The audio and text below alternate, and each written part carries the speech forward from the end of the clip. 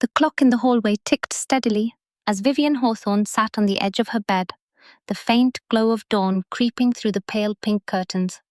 At 22 years old, she felt every bit the invisible shadow she had been for most of her life, trapped in a house where her existence was acknowledged only in passing, if at all. Today was different, though. Today, the fragile equilibrium of her world was about to shatter. Her duffel bag lay open on the floor, half-packed with the few belongings she dared to take: a laptop, worn jeans, a collection of leather-bound journals, and a small jewelry box that once belonged to her grandmother. It wasn't much, but it was everything that mattered. She had spent years tiptoeing around her family's unspoken rules, the ones that dictated her worth based on what she could give and how quietly she could disappear. While her brother Rowan basked in the glow of their parents' approval, receiving gifts and praise as if born to inherit the world, Vivian had been handed a bill, a demand to pay rent for the first time in her life. The irony wasn't lost on her. Rowan, the golden child who had crashed their father's BMW into a mailbox, who'd racked up speeding tickets and never held a job, was gifted a brand new car for graduating college. Vivian, who had worked tirelessly juggling 2 part-time jobs and online classes, was expected to pay $800 a month to remain under the same roof she'd called home for 2 decades. She closed her eyes, memories flooding back like sharp-edged shards of glass. The cold, grey eyes of her father, Dean Hawthorne, boring into her with a chilling mix of entitlement and disdain.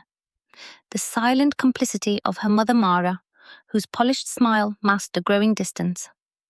And Rowan, the brother, who never lifted a finger, but was always shielded from blame, now smugly silent during the confrontation. Vivian had always been the good daughter, the one who didn't speak up, who swallowed her pain and swallowed it again, who kept her dreams small and her presence smaller. But standing in the kitchen that night, washing the good china by hand, while her family celebrated Rowan's success, something inside her cracked. She refused to be the doormat any longer. Writing the letter was the first act of rebellion. It wasn't a goodbye, it was a ledger, a receipt of every sacrifice, every injustice, every moment she had been invisible. She listed the times she had covered for Rowan's mistakes, the financial contributions she had made, the dreams she had buried. It was factual, cold, and undeniable. And then, just before 4:11 a.m. on a Tuesday, she slipped out the front door, the letter resting on the kitchen table, waiting to be found with the morning coffee. The bus station was quiet, the air heavy with the promise of a new beginning and the weight of what she was leaving behind. As the bus pulled away, Vivian watched her hometown disappear through the window, the place that had been both her cage and her crucible. Her destination was Helena Morrison, her godmother and her grandmother's oldest friend, a woman fiercely independent and unafraid to stand up to Dean Hawthorne. Helena's home was a sanctuary of warmth and life filled with books and art, a stark contrast to the cold formality of the Hawthorne house. Over the next few days, Vivian began to unravel the tightly woven threads of her family's secrets. The journals revealed a legacy of manipulation and theft, her father's systematic control over the family's wealth, the disappearance of the trust fund her grandmother had set up for her, and the forged signatures that had diverted her inheritance to Rowan's education. The revelation fueled a fire within her, a determination to reclaim what was hers and to stand up against the man who had spent years belittling her. But this was only the beginning. The battle ahead would test her resolve, her courage, and the bonds of family she thought she understood. As Vivian stared out the window of the Book Nook Cafe, the smell of cinnamon and old paper surrounding her, she felt something she hadn't in a long time: hope.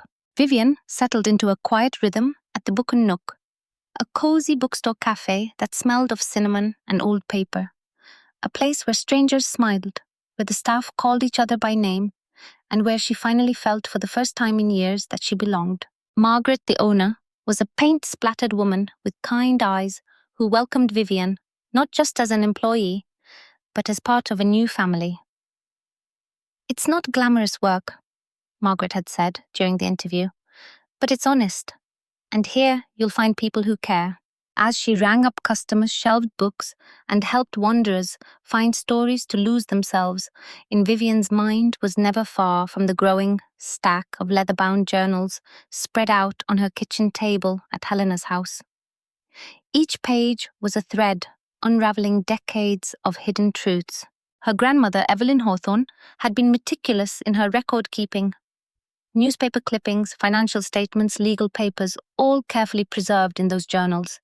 And buried within them was a trust document that shattered everything Vivian had believed about her family. The trust was substantial, set up specifically for her by her grandmother to ensure financial independence, but her father had obtained power of attorney during a hospitalization, allowing him to redirect those funds. Legal theft cloaked in deception. The knowledge was a double-edged sword. It fueled Vivian's resolve, but also filled her with anger and sorrow. How many years had she struggled, needlessly unaware that a safety net had existed? How deeply had the betrayal cut into her family? Helena sat beside her one evening, pouring iced tea into 2 glasses. "Your father's a manipulator, Vivian. He's been playing a long game, but you have something he doesn't truth on your side." Vivian nodded, gripping the glass tightly. "What do I do now? How do I fight someone who's been controlling everything for so long?" Helena smiled gently. "You start by getting the right help." That help came in the form of Archer Delaney, a calm, steady lawyer in his early 40s who specialized in family trust disputes and financial abuse cases. His office smelled of leather-bound books and quiet determination. He reviewed the documents with a discerning eye, validating Vivian's claims. "These cases are more common than people think," Archer explained. "Power of attorney is meant to protect, not exploit.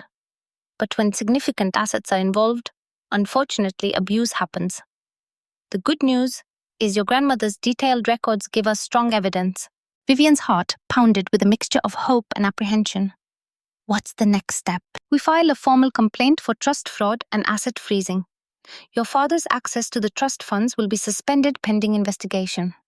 But be prepared, your family won't take this lightly." The weeks that followed were a whirlwind of legal filings, phone calls, and mounting tension. Messages from her parents flooded her phone, pleas from her mother, demands from her father, and confused calls from Rowan. Vivian ignored most of them, focusing instead on gathering every scrap of evidence and building a case she could stand behind. The more she learned, the clearer it became that this fight was about more than money. It was about reclaiming her identity and breaking free from the suffocating expectations that had defined her life. The family's facade began to crumble in her absence. Rowan's arrest for drunk driving made headlines exposing cracks beneath the polished surface. The local community buzzed with whispers of scandal and downfall. Through it all, Vivian wrestled with complex feelings toward her brother. Was he complicit in the betrayal, or like her, trapped by their father's manipulations? A message from Nan, Rowan's ex-girlfriend, added a new layer of complexity. She provided recordings where Rowan admitted his guilt, his cowardice, and his conflicted love for Vivian. It was painful to hear, but it also humanized him in a way that anger never could. Each step Vivian took was a step away from the invisible chains of her past. The road ahead was daunting, but for the first time she felt she was steering her own destiny. The morning sun filtered weakly through the blinds of Archer Delaney's office, casting long shadows across the polished wooden desk. Vivian sat across from him, clutching a cup of lukewarm coffee, her fingers trembling slightly, not from the caffeine, but from the weight of what was to come. "We're filing today," Archer said firmly, sliding a thick stack of papers toward her. "The complaint for trust fraud, the asset freeze requests, everything is ready. Once the court signs off, your father's access to those funds will be cut off immediately." Vivian nodded, a swirl of emotions inside her. Relief, anticipation, fear. She knew this battle would not be quick nor easy. Dean Hawthorne was a man used to control his reputation, his wealth, his family. He would fight tooth and nail. "Are you ready for that, Archer?" asked gently. "He won't take this lying down." "I'm ready," she said, surprising even herself. "I've spent my whole life being invisible. It's time to be seen." The news spread fast once the court approved the asset freeze. Dean's carefully constructed empire began to tremble. Calls from lawyers buzzed relentlessly. Social media whispered rumors and speculation. And behind it all, a family divided. At Helena's house, Vivian found refuge from the storm. Helena's sharp eyes missed nothing but offered steady support. "You're stronger than you think," she told Vivian one evening as they sipped tea under soft lamplight. "And you're not alone." But the fight was not only legal, It was deeply personal. Calls and texts from her parents ranged from desperate apologies to icy commands. Mara's voice, once warm, now trembled with fear and regret. Dean's tone remained cold and commanding, a reminder of the man who had ruled their lives for so long. Rowan, caught in the middle, was a different kind of casualty. His DUI arrest had fractured the golden boy image, revealing a young man drowning in guilt and self-loathing. When Vivian visited him in jail, she saw a broken person, no longer the smug brother, but someone burdened by shame. "I never wanted any of this, Viv," he confessed, eyes red-rimmed. "I wanted to learn carpentry, build something real. But Dad, he had other plans, and I was too scared to say no." The confession cut through Vivian's anger like a knife. She realized Rowan was another victim of their father's control, trapped in his own cage of expectations. Still, the path ahead was fraught. Dean launched his own counterattacks, legal maneuvers, public denials, and attempts to isolate Vivian. He portrayed her as a rebellious daughter, ungrateful and reckless, hoping to undermine her credibility. But Vivian had something Dean could never take away: truth and determination. With Archer's guidance, she gathered more evidence, documenting every detail of the financial abuse. The community watched with growing interest as the Hawthorne family's private struggles spilled into the public eye. Editorials debated the cost of wealth and privilege. Neighbors whispered about the once unshakable family now cracking under pressure. Through it all, Vivian held on to hope. She was no longer the invisible daughter, but a woman claiming her rightful place. The Hawthorne family mansion, once a symbol of prestige and power, now bore the weight of silence and suspicion. The manicured lawns were overgrown, the once pristine rooms gathering dust as the family unraveled from within.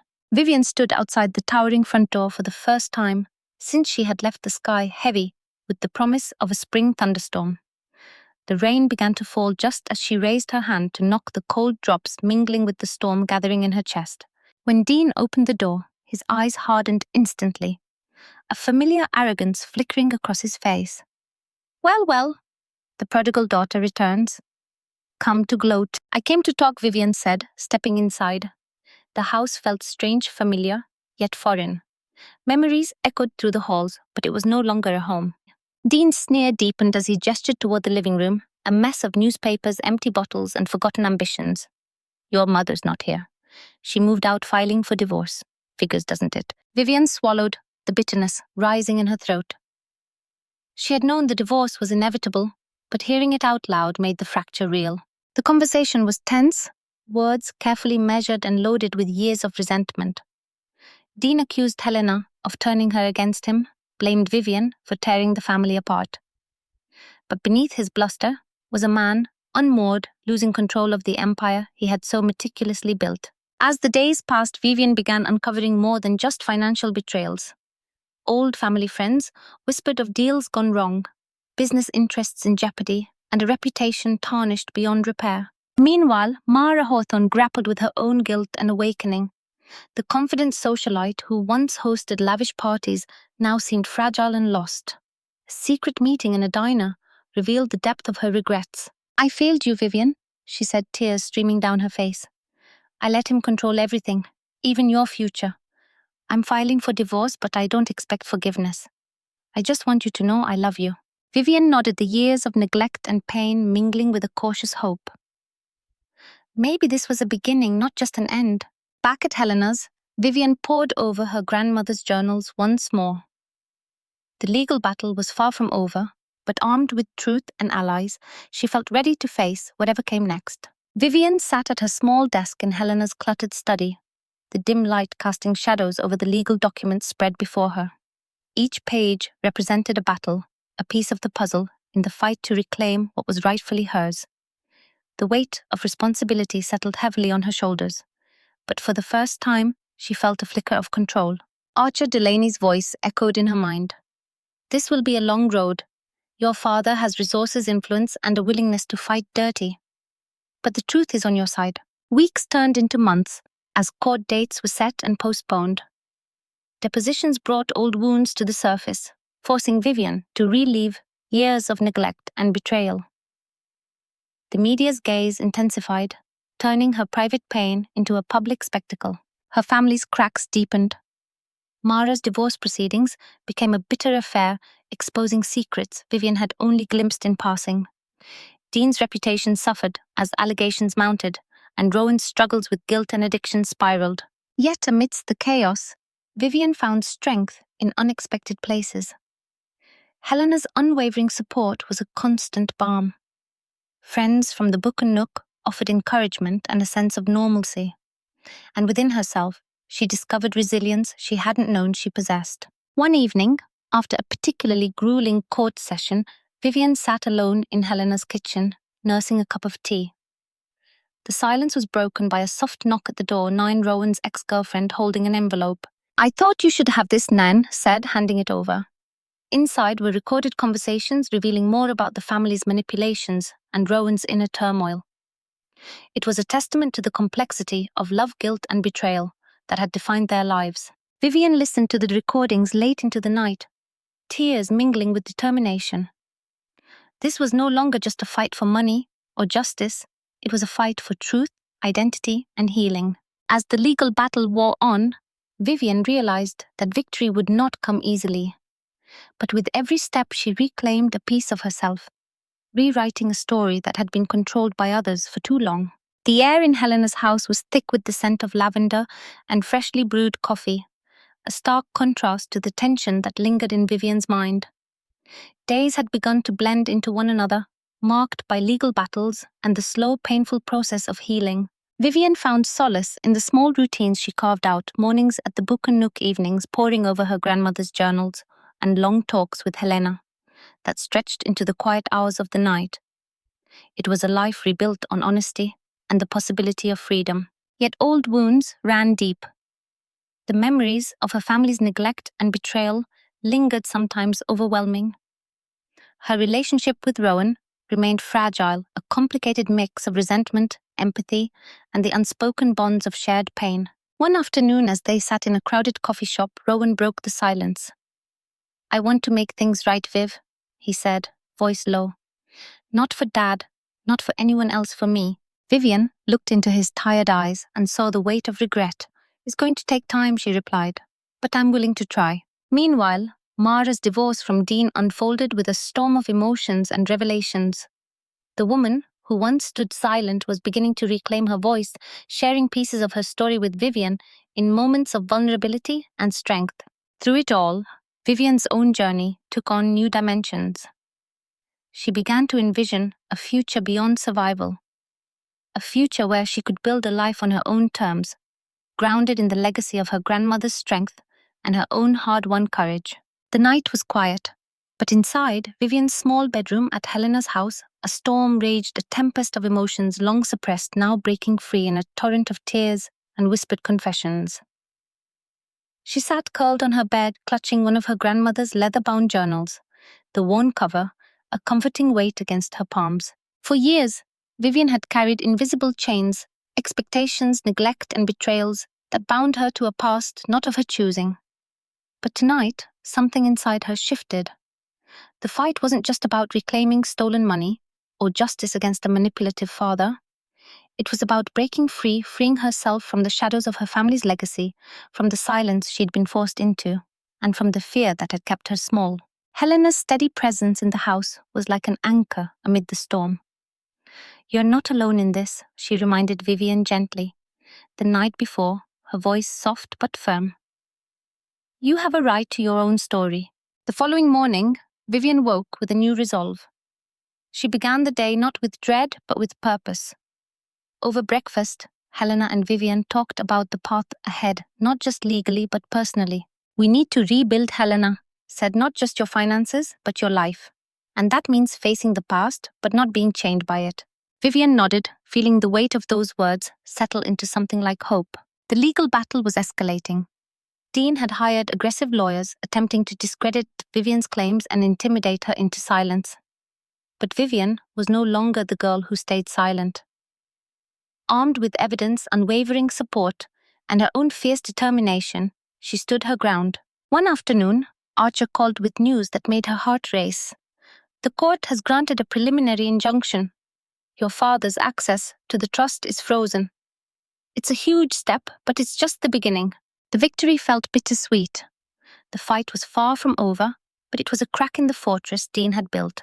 Amidst the turmoil, Vivian's relationship with Rowan deepened in complexity. His remorse was genuine, but the scars ran deep. They met, often tentatively rebuilding trust over shared memories and cautious conversations. "I was scared," Rowan admitted one evening, the confession raw and unfiltered. "Scared to be the failure they wanted me to be, scared to disappoint Dad, and scared to be me." Vivian's heart ached. "We both were," she said softly. "But it's time to stop being scared, for both of us." Slowly, they began to forge a new bond, one not defined by their father's manipulations, but by their own choices and shared desire for healing. Meanwhile, Mara's divorce proceedings exposed layers of control and isolation Vivian hadn't fully understood. Her mother's courage in breaking free inspired Vivian, showing that strength could come in many forms. As spring turned to summer, Vivian started to dream beyond survival. She expanded her jewelry business, using the funds she'd saved, and a small loan Helena helped secure. Each handcrafted piece was more than just adornment, it was a symbol of resilience, creativity, and self-worth. She also began attending local community meetings, advocating for victims of financial abuse and manipulation. The journey that had begun in darkness was slowly becoming a beacon for others. But the path was not without setbacks. Dean's lawyers challenged every motion, dragging out proceedings and attempting to wear her down.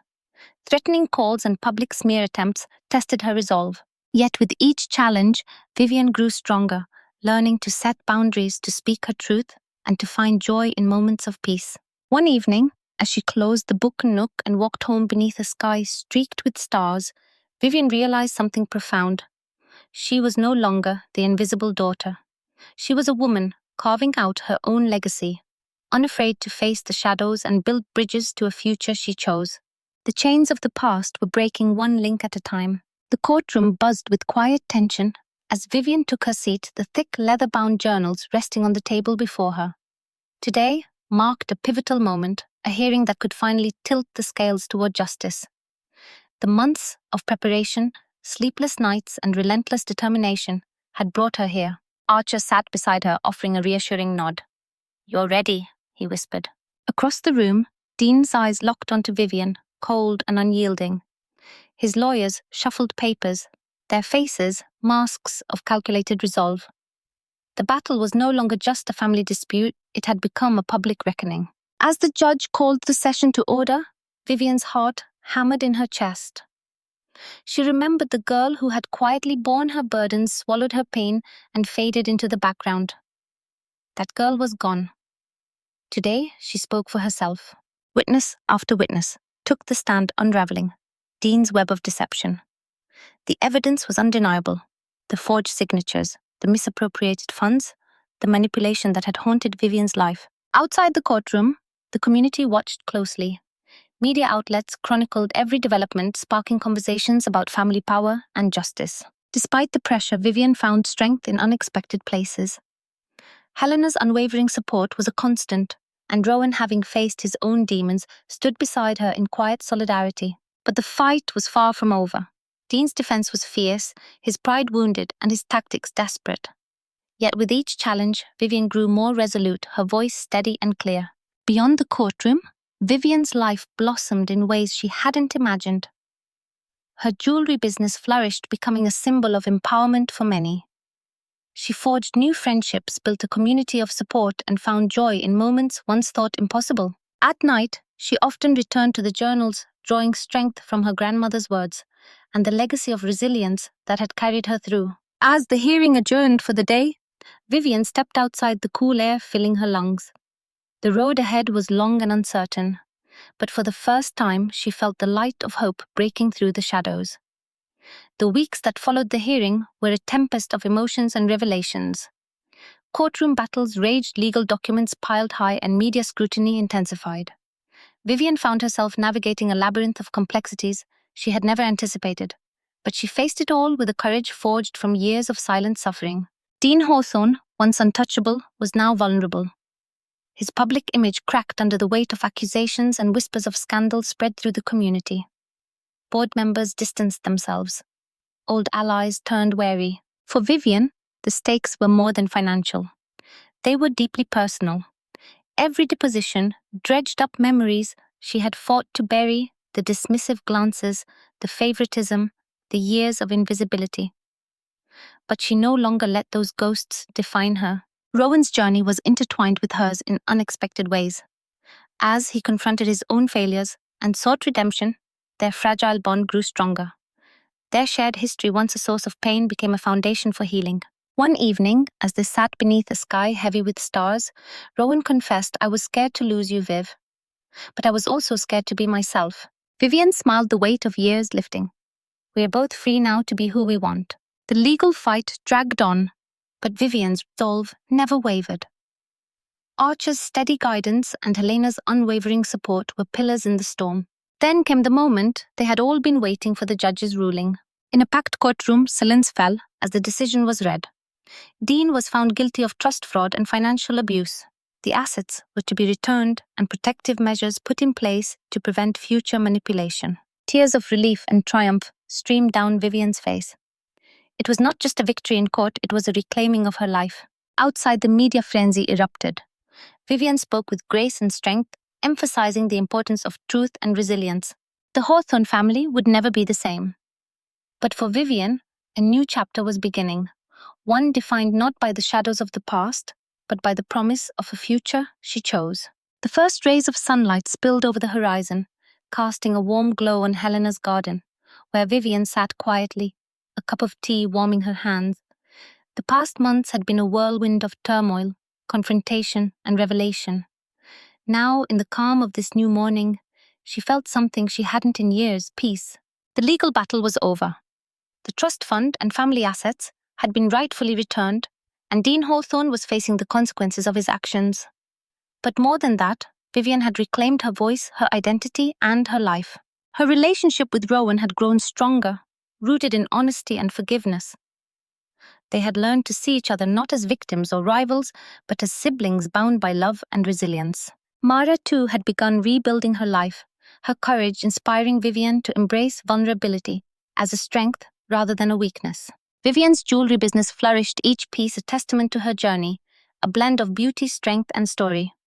She had become an advocate for others, facing family struggles, using her voice to shine light on issues once hidden in silence. As she looked out over the garden, the gentle breeze carrying the scent of blooming flowers, Vivian knew this was just the beginning. The past had shaped her, but it no longer defined her. She was free to dream, to love, to build a future on her own terms. The chains that had once bound her had shattered, replaced by wings ready to soar. And with that freedom came hope. A hope that whatever storms life might bring, she would face them with courage, grace, and the unbreakable spirit of a woman who had finally found her way home.